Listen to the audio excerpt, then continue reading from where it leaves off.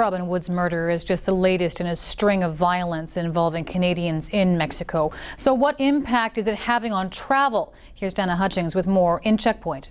Stacey, this latest death has reignited the conversation about the dangers of traveling to Mexico.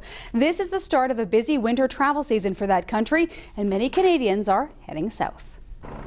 It's gloomy and dark on Vancouver Island. Many are looking to get away. I think if we went anywhere this year, it would probably be on a Caribbean cruise, something like that. Thinking about going to Mardi Gras in February, actually. Yes, we're planning to go down to Mexico. And despite recent events, Mexico does remain a top destination. A lot of our clients we're sending to the all-inclusive resorts. They've been incredibly safe, so our sales are actually up.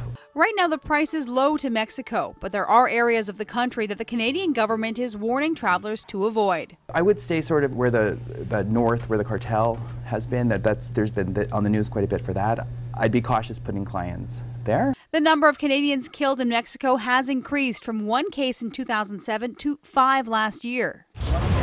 There has been increased gang violence in some areas. Last January, a Penticton man was shot in the leg in Mazatlan when gunfire broke out.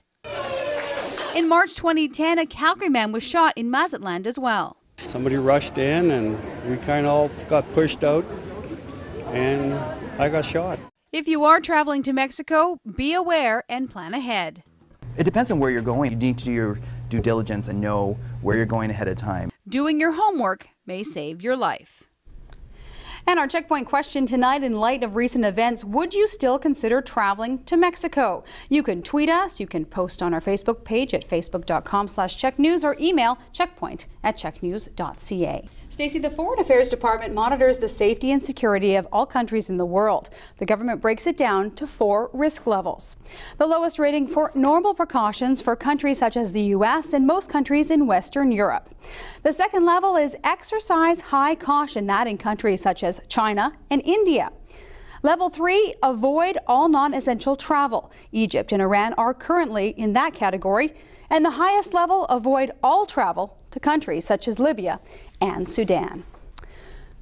Our checkpoint question tonight, in light of recent events, would you still consider traveling to Mexico? Here are some of your thoughts. Yeah, it might make me think twice, for sure. Not at all. No, I'd go there anytime. It's just bad luck. Happens. Definitely would affect my decision where I would want to go. Safety is always a big issue traveling in a different country. I'd go to Mexico most likely because I would probably end up at one of the resorts, which are relatively closed off from what I understand. So there's not really any risk there. No, I don't think so. Most places are generally, sometimes they're unsafe, and that's a risk you take traveling. I don't think that would affect my decision at all. Sure, I guess it's on everyone's mind. Safety is priority when it comes to traveling in anywhere you're going. But I don't think I'd let it put a damper on going to traveling. I'd just be cautious, be safe, and just protocol. From Facebook, John says, I've lived here full-time since I retired. I have yet to encounter any violence of any kind.